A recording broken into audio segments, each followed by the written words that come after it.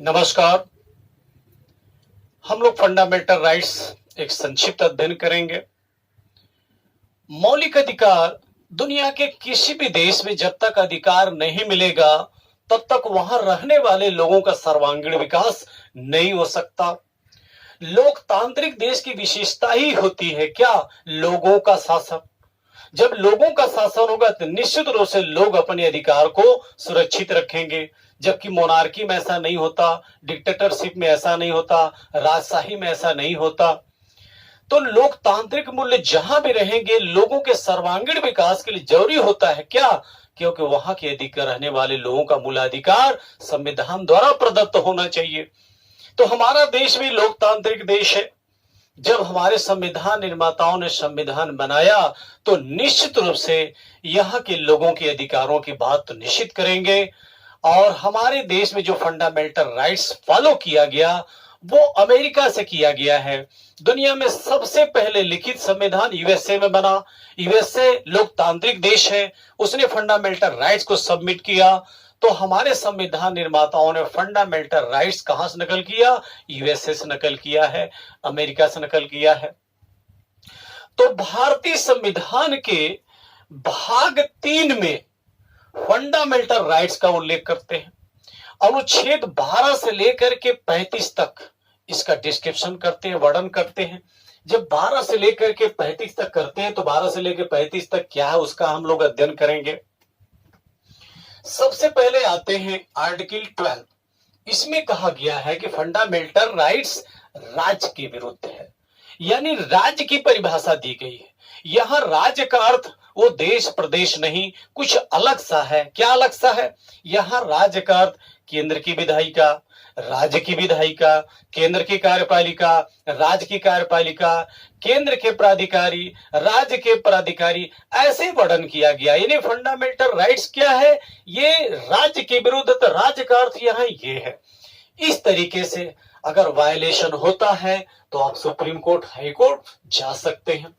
अगर आर्टिकल 13 की बात करते हैं तो ये सुरक्षा प्रदान करता है फंडामेंटल राइट्स का। ये क्या कहता है? फंडामेंटल राइट को सीमित नहीं किया जा सकता। अगर कोई सीमित करने की कोशिश करता है तो सुप्रीम कोर्ट, हाई कोर्ट है, आप जा सकते हैं। तो ये क्या करता है? उसको सुरक्षा प्रदान करता है। किसके माध्यम से? विधि के माध्यम से सुरक्षा प्रदान करता है। अब आते हैं, हम लोग जानते हैं कि फंडामेंटल राइट्स हमारे संविधान निर्माताओं ने 7 बनाया था। हालांकि एक फंडामेंटल राइट्स वो हटाया गया। कौन सा? संपत्ति का अधिकार। अब उसको लीगल राइट बना दिया गया। आज के डेट में फंडामेंटल राइट्स केवल 6 हैं। तो कौन कौन से अधिकार रहे हैं? तो पहला अगर हम आते हैं तो समानता का अधिकार। समानता का अधिकार, हमारे संविधान निर्माताओं ने समानता का अधिकार सबसे पहले स्थान दिया, क्योंकि देश की आजादी के पहले घोर विषमता थी। उस घोर विषमता को समाप्त करने के लिए समानता जरूरी था। तो हमारे संविधान निर्माताओं ने सबसे पहले किसका मूल्य समझा? समानता का। तो इसीलिए संविधान में स्थान दिया क्या? समानता का अधिकार। आर्टिकल 14 से लेकर के 18 तक इसका डिस्क्रिप्शन किया। फिर उसके बाद स्वतंत्रता की बात किया। जब तक समानता नहीं होगी तब तक स्वतंत्रता नहीं आएगी। स्वतंत्रता के लिए आर्टिकल 19 से लेकर के 22 तक, 19 से लेकर 22 तक बात किया। फिर उसके बाद जब शोषण समाप्त हो जाएगा तब जाकर के मिलेगा स्वतंत्रता, तब स्थापित होगी समानता। तो शोषण के विरुद्ध अधिकार, शोषण के विरुद्ध अधिकार, ये भी हमारे संविधान निर्माताओं ने वर्णन किया। इसके लिए आर्टिकल 23 से 24 आता है। अब यहां देखेंगे जब शोषण समाप्त होगा तो भारत में रहने वाले जितने लोग हैं, जितने धर्मों के लोग हैं, जितने पंथों के लोग हैं, अपनी धार्मिक स्वतंत्रता का अनुभव करेंगे। तो धार्मिक स्वतंत्रता के लिए भी प्रावधान कर दिया हमारे संविधान निर्माताओं ने। धार्मिक स्वतंत्रता, और धार्मिक स्वतंत्रता के लिए आर्टिकल आती है 25 से लेकर के 28। अब अगर हम धर्म की बात करें, धार्मिक स्वतंत्रता दे दी गई। भारत में बहुत विविधता है, विश्व में जितनी विविधता है सब के सब भारत में विद्यमान है। और जितनी विविधता वो संस्कृत का हिस्सा है। लोग अपनी संस्कृत पर गर्व करते हैं, तो लोग अपनी संस्कृत पर गर्व करते रहे, गर्वान्वित होते रहे। संस्कृत क्या है? रहन सहन है, लोगों का खान पान है, लोगों का रीति रिवाज है। वो संस्कृत पर लोग गर्व करते रहे, उसकी भी सुरक्षा दे दिया गया फंडामेंटल राइट्स के माध्यम से। तो संस्कृति, संस्कृतता नहीं है, संस्कृत है। ये कल्चर वाला है, लिटरेचर वाला नहीं है। संस्कृत तथा शिक्षा संबंधी अधिकार, यानी अपनी शिक्षण संस्थाओं की स्थापना भी कर सकते हैं, तो उनका शिक्षा संबंधी अधिकार भी दिया गया। इसके लिए आर्टिकल आता 29 और 30। छठवां, संपत्ति का अधिकार हुआ करता था फंडामेंटल राइट्स, इसके लिए आर्टिकल 31 आता था। लेकिन इसमें दिक्कत आ रही थी। क्या दिक्कत आ रही थी? नहर बनाना है, सड़क बनाना है, या सार्वजनिक कार्यों के लिए भूमि का अधिग्रहण करना है, तो बहुत बड़ी समस्या आ रही थी। जमींदारी उन्मूलन करना है, बहुत बड़ी समस्या आ रही थी। इन तमाम समस्याओं के समाधान के लिए क्या कर दिया गया? इसको 44वां संविधान संशोधन जो 1978 में, इसको 31 से ट्रांसफर करके 300A में कर दिया गया। इसको बना दिया गया लीगल राइट, इसको कानूनी अधिकार बना दिया गया। यानी संपत्ति का अधिकार आज भी है, पहले भी था, स्वरूप में बदलाव कर दिया गया। पहले फंडामेंटल राइट्स था, अब इसको लीगल राइट बना दिया गया। अब क्या है? लोग अपने अधिकारों की भी सुरक्षा करेंगे और देश का भी विकास होता रहेगा। देश का विकास भी जरूरी है। फिर इसमें किसी प्रकार की अड़चन आती है तो आता है क्या? उपचार, यानी संवैधानिक उपचारों का अधिकार, संवैधानिक उपचारों का अधिकार, ये भी संविधान निर्माताओं ने व्यवस्था कर दिया। उसके लिए अनुच्छेद 32 आता है, संवैधानिक उपचार। अगर हाई कोर्ट से लेना चाहते उपचार तो 226 आता है। तो संवैधानिक उपचारों का अधिकार, इस प्रकार से बातें की गई। यहां पर देखिए, अब डिटेल कर देता हूं मैं, कैसे इसको रट जाएंगे आप। जैसे 14 इसको बोलते हैं विधि के समक्ष समानता, रूल ऑफ लॉ। इसका मतलब क्या हुआ कि सबसे बड़ा क्या है? रूल है। कानून के ऊपर कोई नहीं है। भारत में कोई व्यक्ति हो, सब के सब कानून के अधीन ही है। विधि के समक्ष समान, विधि के समक्ष सभी लोग क्या हैं? समान। विधि से ऊपर कोई नहीं। जो भी सुरक्षा संरक्षण मिलेगा विधि से ही मिलेगा। 15 इसमें कहा गया धर्म, मूल वंश, जाति, लिंग एवं जन्म स्थान के आधार पर कोई भेदभाव नहीं किया जाएगा। 16 क्या है? लोक नियोजन में अवसर की समानता, यानी सबको समान अवसर मिलेगा। कहां? लोक नियोजन में। 17 क्या है? अनटचेबिलिटी, अस्पृश्यता का अंत। 18 क्या है? उपाधियों का अंत, यानी किसी कोई उपाधि नहीं दी जाएगी। उपाधि दिया जाएगा तो कोई छोटा हो जाएगा, कोई बड़ा हो जाएगा, इसलिए उपाधियों का अंत कर दिया गया है। हाँ, 2 क्षेत्र में उपाधि दी जा सकती। कौन? वो सेना के क्षेत्र में और शिक्षा के क्षेत्र में। सेना के क्षेत्र में की छूट प्रदान किया गया है ताकि वो देश के लिए मरने मिटने के लिए, शहीद होने के लिए तैयार रहते हैं। उनको मेडल मिल सके, वो गर्वान्वित महसूस कर सके। और शिक्षा के क्षेत्र में क्यों दिया गया है? ताकि आधुनिक शिक्षा का विकास हो, आधुनिक चेतना का विकास हो, ताकि देश क्या करे? एक सर्वांगीण विकास कर सके। अब आते हैं आर्टिकल 19 क्या? वाक एवं व्यक्ति की आजादी दी गई है। लोकतंत्र है, लोगों का शासन है, बोलने की आजादी तो बिल्कुल होना चाहिए, कोई तानाशाही तो है नहीं। फिर उसके बाद आता है 20 का मतलब हुआ अपराधों के दोष सिद्ध के संबंध में संरक्षण। अपराधों के दोष सिद्ध के संबंध में संरक्षण। इसमें देखेंगे 20 का फर्स्ट आएगा। 20 का फर्स्ट क्या कहता है कि अगर किसी समय कोई अपराध नहीं था, आज उसको अपराधी नहीं ठहरा सकते। इसका मतलब क्या हुआ? कानून समय परिस्थिति से बदलते रहते हैं। आज कोई ऐसा कानून आप नहीं बना सकते क्या जो सजा देने वाला हो और पहले उस अपराध के लिए उस दंड, उसके लिए कोई प्रावधान नहीं था, उसके लिए सजा नहीं था। ऐसे समझिए, जैसे मान लीजिए जनसंख्या नियंत्रण संबंधी कानून बनाना चाहते हैं। जो लोग पहले के 4, 6, 10, 15 कर चुके हैं, आज कोई भी कानून बना करके उनको आप सजा नहीं दे सकते। तो इसमें 20 का फर्स्ट कहा गया है कि सजा बढ़ाने वाला भी कोई कानून नहीं बना सकते और ऐसा भी कोई कानून नहीं बना सकते कि जो उस समय अपराध नहीं था और आज आप उसको अपराधी ठहराते हो।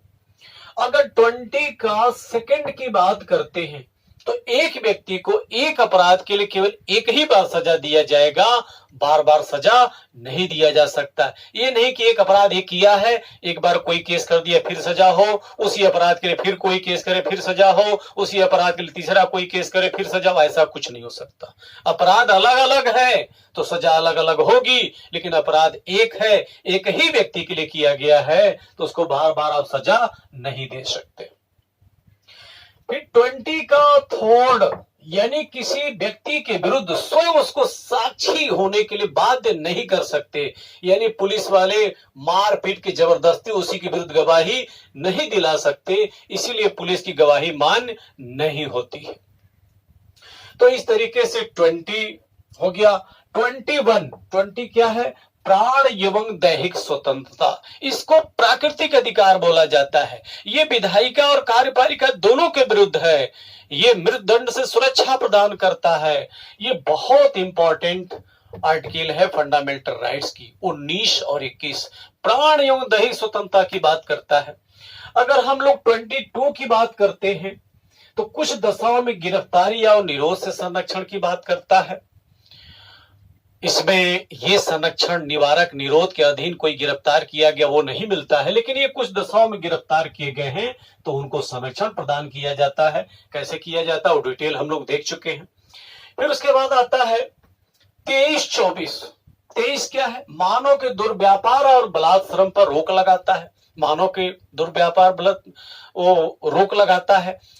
आजकल देखते होंगे किडनी का व्यापार करते हैं, अंगों का व्यापार करते हैं, मानव तस्करी करते हैं, बिल्कुल नहीं कर सकते, ये रोक लगाता है। 24 क्या है? बाल श्रम पर निषेध लगाता है। बाल श्रम आप नहीं ले सकते, अगर लेते हैं तो आपको सजा हो जाएगी। धार्मिक स्वतंत्रता का अधिकार देखिए। 25 क्या है? कोई भी धर्म को अबाध रूप से मानने की आजादी है। इसी में आप चाहे एक धर्म से दूसरे धर्म में जा सकते हैं, चाहे तो कोई भी धर्म आप ना माने। इस आजादी कहां से मिलती है? 25 से। अगर 25 का फर्स्ट की बात करें तो धर्मांतरण की आजादी की बात करता है। 26 की अगर बात करते हैं तो ये प्रबंध की बात करता है, कोई धर्म मानेंगे तो उसके लिए प्रबंध करेंगे। 27 की बात करते हैं तो कहा गया करों के समुदाय के बारे में स्वतंत्रता, यानी सरकार किसी से धर्म के नाम पर टैक्स नहीं ले सकती और टैक्स को लेकर के किसी विशेष धर्म के ऊपर खर्च नहीं कर सकती। तो किसी धर्म से, धर्म के मामले में आप क्या कर सकते? टैक्स नहीं ले सकते, न सरकार ले सकती है न कोई व्यक्ति ले सकता है। हाँ, सरकार शुल्क ले सकती है, प्रबंध के लिए शुल्क ले सकती है, लेकिन कर नहीं ले सकती, टैक्स नहीं ले सकती। साफ सफाई के लिए, स्वास्थ्य के लिए, फायर ब्रिगेड के लिए, नलकूप के लिए, सड़क के लिए, उसके लिए शुल्क ले सकती है, लेकिन टैक्स नहीं लगा सकती धर्म के नाम पर। तो यहां पर स्वतंत्रता प्रदान की गई है। फिर उसके बाद क्या? 28, यानी कुछ शिक्षण संस्थाओं में आप धार्मिक शिक्षा दे सकते हैं। अपनी शिक्षण संस्थाओं की स्थापना कर लीजिए, आप बिल्कुल धार्मिक शिक्षा दीजिए, आतंकवादी शिक्षा नहीं होना चाहिए। बिल्कुल तरीके स्वतंत्रता प्रदान किया गया है। आप शिक्षा धार्मिक दे सकते हैं, आप उपासना करा सकते हैं, किसी प्रकार की कोई दिक्कत नहीं है। फिर है 29 और 30। 29 ये संस्कृत के संरक्षण की बात करता है। देखिए, संस्कृत पहले आया है तो 29 क्या हो गया? पहले हो गया। तो संस्कृत से सुरक्षा की बात करता है। और 30 क्या है? इसके लिए शिक्षण संस्थाओं की स्थापना, शिक्षण संस्थाओं की आप स्थापना कर सकते हैं। और खास करके अल्पसंख्यक वर्गों के लिए विशेष स्थान दिया गया है। जो अल्पसंख्यक वर्ग के लोग हैं वो शिक्षण संस्थाओं की स्थापना कर सकते हैं। जब अल्पसंख्यक वर्ग की बात की जाती है तो वो मुस्लिम, ईसाई, बौद्ध,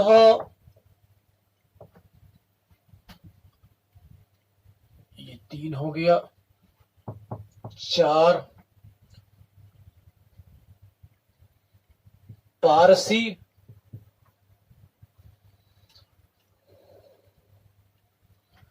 6